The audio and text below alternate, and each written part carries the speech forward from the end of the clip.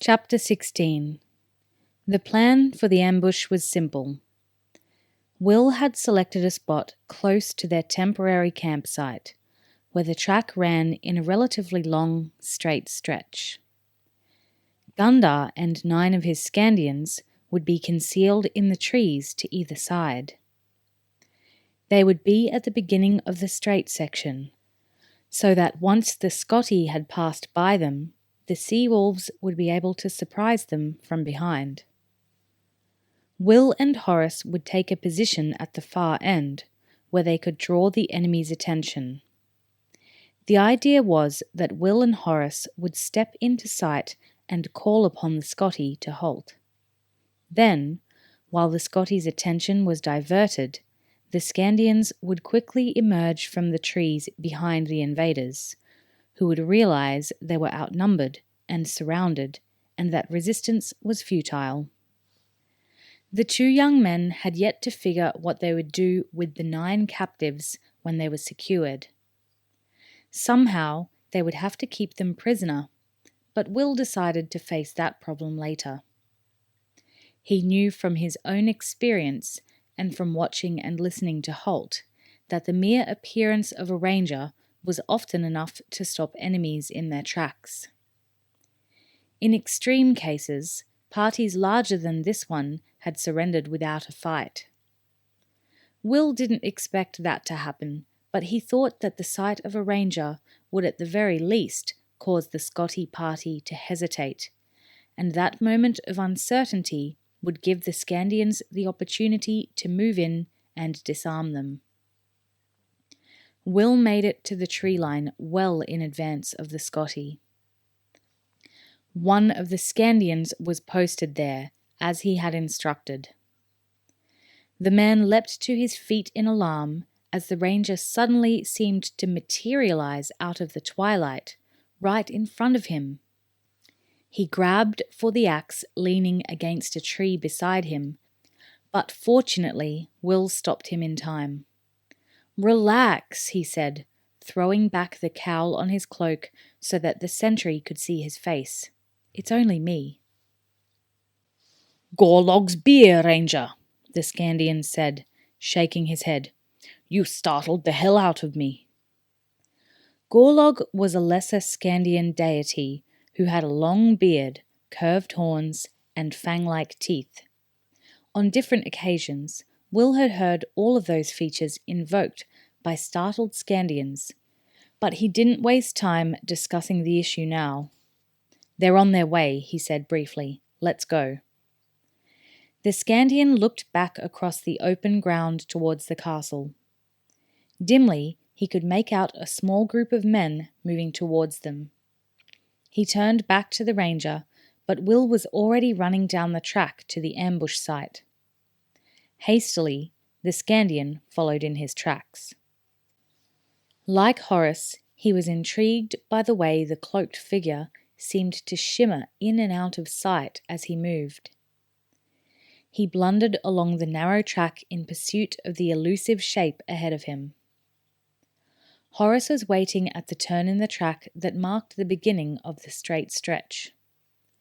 Like the Scandian sentry, he started in alarm as Will suddenly seemed to rise out of the ground beside him.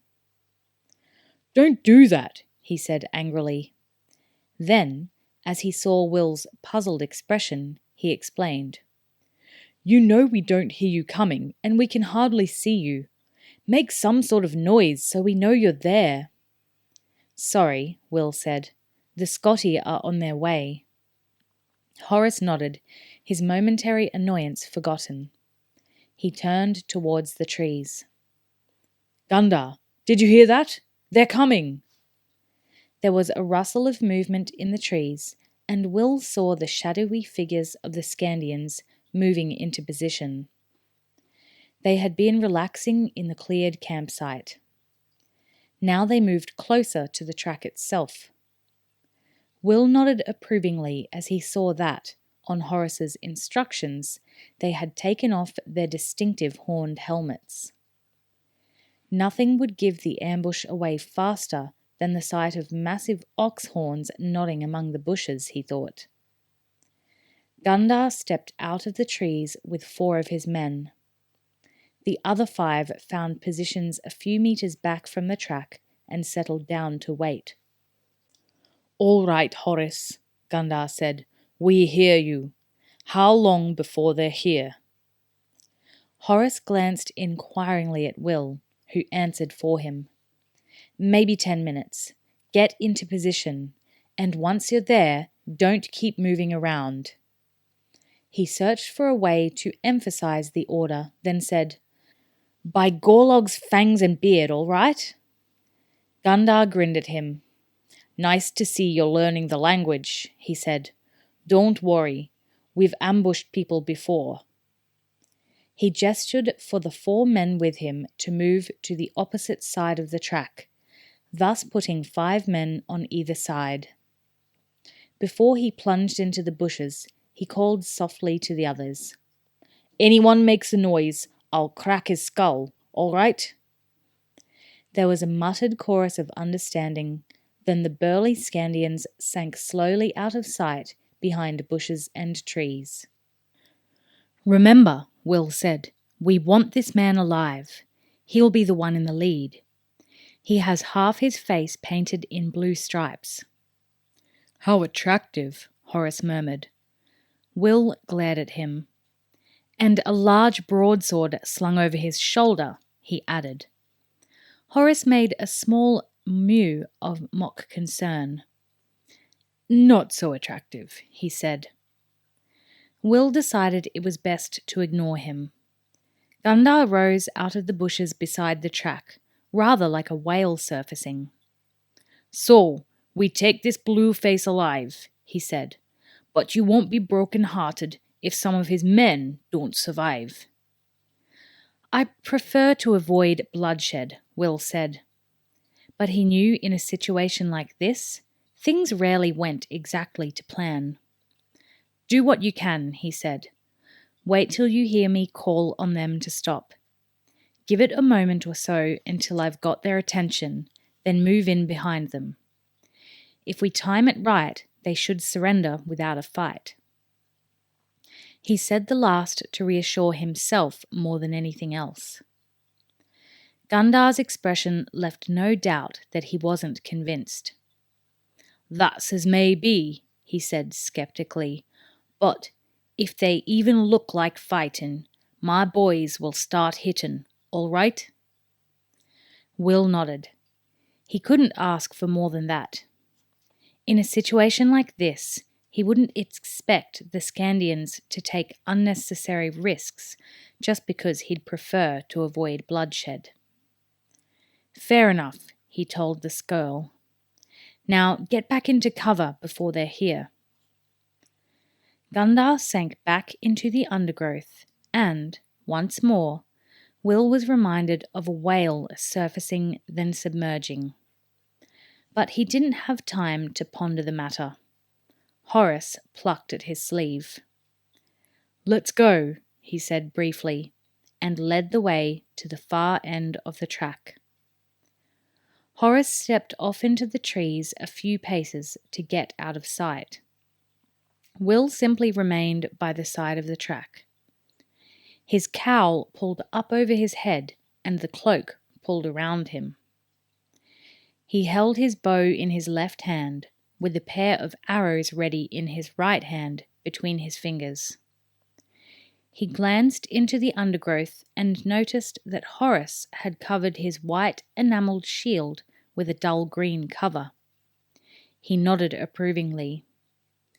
In the rapidly failing light, there'd be no gleam of white to warn the Scotti. He tensed suddenly as he heard them coming.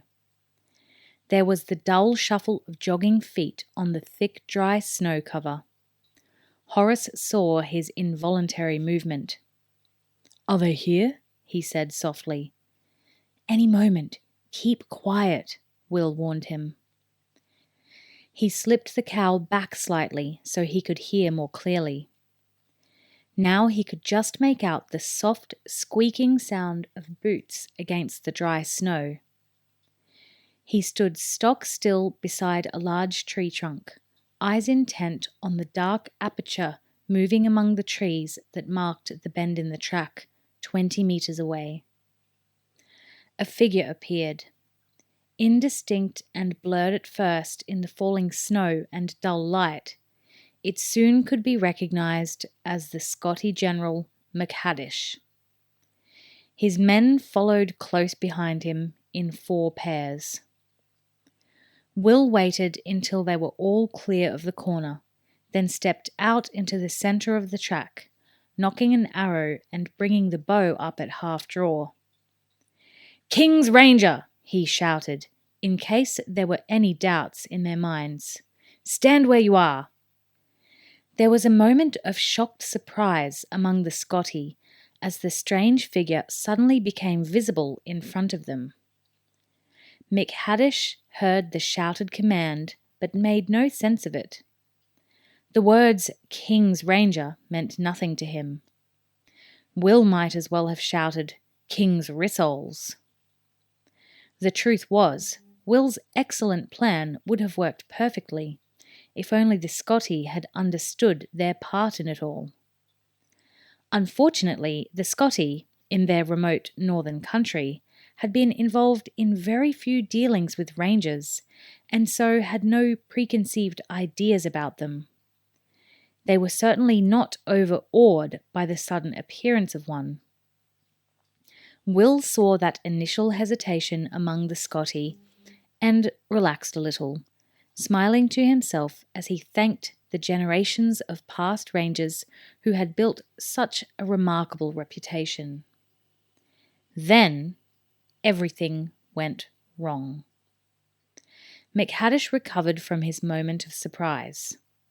His right hand reached back over his shoulder and closed on the massive hilt of his broadsword, sliding it free of its scabbard in a movement so smooth and rapid that it had to have been rehearsed hundreds of times in the past. "Na charith Nambar!" he screamed, brandishing the huge blade aloft, circling it in the air. His men, galvanized into action, echoed the words, the war cry of the Macaddish clan. The scream rose from 8 throats, and Macaddish hurled himself forward at the indistinct figure on the track ahead of him. 2 of his men followed close behind as he charged. Will, faced with an armed and seemingly enraged Scotti general, brought the bow to full draw instinctively. At the last moment, he remembered his own instructions to the Scandians and, just before he released, moved the aim point from the centre of the general's chest to his right wrist. The arrow seared through the tendons and nerves in the wrist, the immediate shock of the wound depriving the hand of all feeling, numbing the entire arm and robbing Macaddish of the strength to brandish the huge sword. With a startled cry of pain, he doubled over, letting the broadsword fall to the track as he clutched his injured right wrist with his left hand. But Will had no further time for Macaddish. The other 2 Scotti were almost upon him. He nocked and fired his second arrow in one movement, dropping one of them to the snow, dead in his tracks. Then the other was all over him, screaming hate and revenge, sword going back for a killing stroke. Will hurled himself to the side, hitting the deep snow on his shoulder and rolling, discarding the bow as he went, his right hand drawing the sax knife as he rolled to his feet again.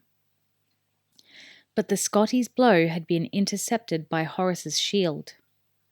The blade snagged and tore a huge gash in the cloth cover on the shield. The Scotti took Horace's sword on his own small shield as Horace struck at him in reply. But he was in no way prepared for the Araluen knight's blinding follow-up speed. Even as the Scotti prepared to strike back, he realized that he was already behind the rhythm of the fight, and the taller man's sword was slashing round at him again. He blocked desperately with the shield, grunting as the force of the blow numbed his wrist. Then, Unbelievably, another stroke was on its way from yet another angle, and he had to parry desperately with his sword. He felt as if he were fighting two men, felt the gut-freezing terror of impending death as the sword was jarred from his grip and went spinning into the trees. Blindly, he stooped to reach for the dirk in the top of his boot, but, as he did so, Horace planted his own sword point first in the ground and stepped forward to throw a solid right uppercut to his jaw. The Scotti's eyes rolled up in his head and his knees collapsed under him. He went face down in the soft snow, unconscious. From the far end of the track, Will and Horace became aware of shouts and the clash of weapons as the Scandians hurled themselves out of the bushes and into the attack. The Scotti was severely outflanked and outnumbered now, with 6 men facing 10. But they continued to fight, wounding 2 of the Scandians. That was probably a mistake, as it goaded Gundar into a fighting rage. His axe whirled around his head, and he carved a path through the clansmen, smashing aside the totally inadequate hand shields that they carried. There were only 2 left standing by the time they opted to lower their weapons and call for mercy. Gundar, blind and deaf with fighting rage, didn't hear them. But one of the Scandians threw his arms around his skull and dragged him away to calm down. The other Scandians surged around the surviving clansmen, knocking the weapons out of their hands and forcing them to their knees. Horace and Will exchanged a look, shaking their heads. "Well," said Horace, "that wasn't quite the way we planned it." Will was grateful that he had said "we" and not "you." He resheathed his sax knife. "Not quite," he said, "but at least we've got Macaddish." He looked around to the spot where the general had sunk to his knees, cradling his wounded right arm. There was a large red stain on the snow, but no sign of Macaddish.